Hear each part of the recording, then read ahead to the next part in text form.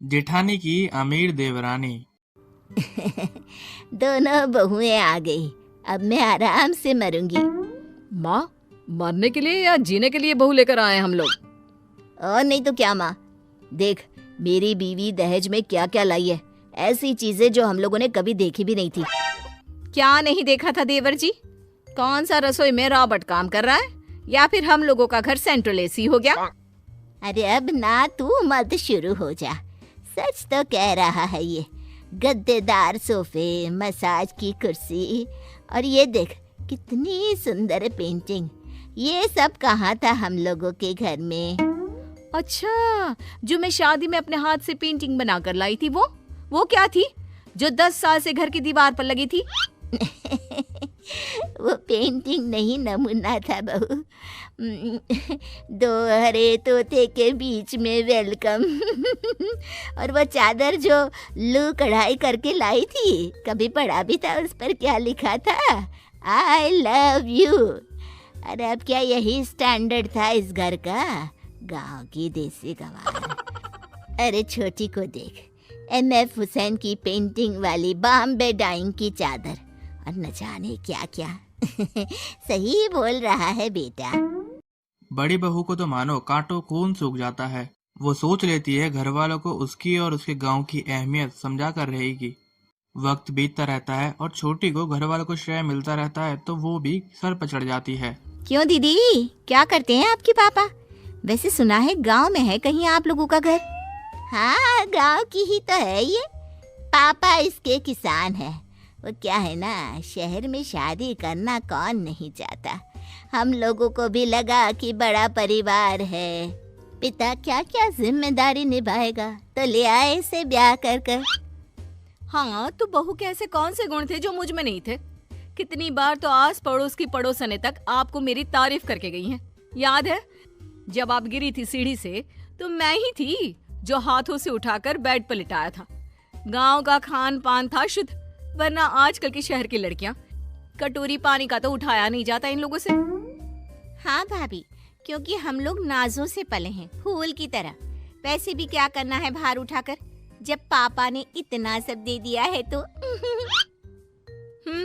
ठीक है, तो अब तो यही रही। अब तो यही देखना है कि गांव की गवार और गरीब या शहर की तितली अमीर। ये भी क्या बात हुई बड़ी, कैसी बहकी सी बात कर रही है। अरे छोटी से तेरा कोई मुकाबला ही नहीं है। देख माँ, तेरी दोनों बहुएं हैं। जैसे 5 उंगली बराबर नहीं होती, वैसी ही हर कोई बहू एक जैसी नहीं होती, समझी? तो क्यों बार बार दोनों को कंपेयर करती रहती है? मैं कहाँ तुलना कर रही हूँ। तुलना तो वो ऊपर वाला ही करके भेजा है। वैसे छोटी बहू, जरा वो बाल सुखाने वाली मशीन से मेरे बाल तो सुखा देना। सास बार बार छोटी के सामने बड़ी को छोटा दिखाने की कोशिश करती रहती है। और फिर एक रोज, ओ माँ जी, मैं ना शॉपिंग के लिए जा रही हूँ। कल इनकी सैलरी आई है ना, तो बोल रहे हैं कि शॉपिंग पर चलो। हाँ हाँ जाओ बहू, और मुझे भी ले चलो। वो क्या है ना, कुछ सामान छोटे मोटे मुझे भी लेने थे। बड़ी भी वहीं खड़ी होती है। सुन, शाम का खाना बना कर रखना, और कभी तू भी चली जाया कर शॉपिंग वापिंग पर। माना गांव में माल नहीं होते और ना ही पैसे, लेकिन अब तो तू शहर की बहू हो गई है ना। मेरे पास सारा सामान है, मैं क्यों जाऊं? आप लोग जाओ। और हाँ, मेरी सहेली के घर खाना है तो मैं और मेरा परिवार बाहर ही खाएगा। आप लोग भी खा कर आना, ठीक है? हाँ हाँ क्यों नहीं। मेरी छोटी बहू है ना, वो बड़े घर की है, उसे तो 5 स्टार में खाने का शौक है। क्यों बहू? छोटी कुछ नहीं कहती पर अपने पति से कहती है, क्या है ये, तुम्हारी माँ मेरे पीछे ही पड़ी रहती है। अरे भाभी के साथ क्यों नहीं जा रही उनकी सहेली के घर? हम मियाँ बीवी घूमे या इनको टांग ले। तुम्हें तो हर बार माँ की हाँ में हाँ और भाभी की बेइज्जती करती रहती हो। वैसे भी माँ को शुरू से ही दिखावा पसंद है, लेकिन भैया को गांव की भाभी पसंद आ गई थी तो माँ ने हाँ कर दी शादी की। खैर, बात आई गई हो जाती है। सासू माँ छोटी के साथ शॉपिंग पर चली जाती है, जहाँ पर वो ढेर सारी शॉपिंग करती है। चलो अब कुछ खाया जाए। वो क्या है ना, बड़ी तो है नहीं घर पर। माँ, कुछ पैसे बचे होते तब तो बाहर खाना खाते ना। एक फूटी कोड़ी नहीं छोड़ी आपने। हाय रे बहू, इतना पैसा है तुम लोगों के पास, कैसी बात कर रही है? सास ने 2-4 साड़ी क्या ले ली? अरे बस बस, अब लड़ो मत। मैं तो बोल रहा हूँ चलो कुछ पैक करा लेते हैं। सभी मुंह फुलाकर घर आ रहे होते हैं, जहाँ खाने की खुशबू आ रही होती है। आए रे, 2 ब्रेड खिलाकर ले आए। बड़ी बहू, क्या बना है खाने में? तू तो बोल रही थी कि बाहर खाना खाएंगे। नहीं माँ जी, कुछ नहीं बनाया। मेरी सहेली ने आप लोगों के लिए भी पैक करके दिया था खाना। मैंने सोचा अगर आपको कुछ बाहर नहीं मिला होगा तो। हाय रे, पूरी कचौड़ी, इसे खाए तो जमाना हो गया। अब पनीर की सब्जी तो देखो। कुछ समय बीतता है। एक दिन छोटा बेटा कहता है, माँ मेरी नौकरी नहीं रही। देश में फिर से वायरस बढ़ रहा है। लॉकडाउन के कारण मुझे नौकरी से निकाला गया। मेरी भी नौकरी छूट गई। अब क्या होगा, कैसे घर चलेगा?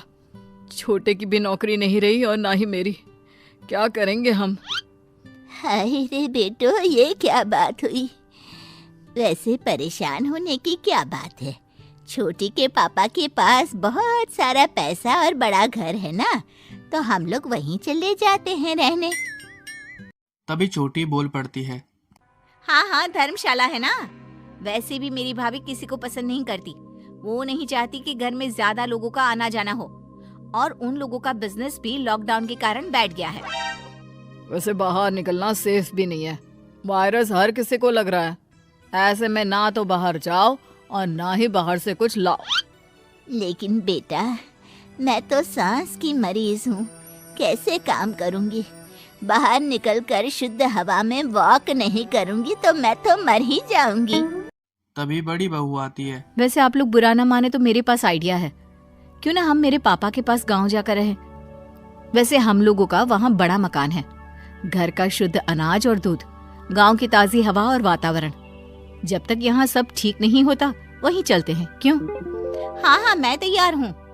हाँ, क्योंकि चारा भी कोई नहीं है और इससे अच्छा मौका भी। बहू, माफ कर दे, मैं झूठी शान और शौकत में रह गई, लेकिन तूने ही हम लोगों को बुरे समय से बाहर निकाला है।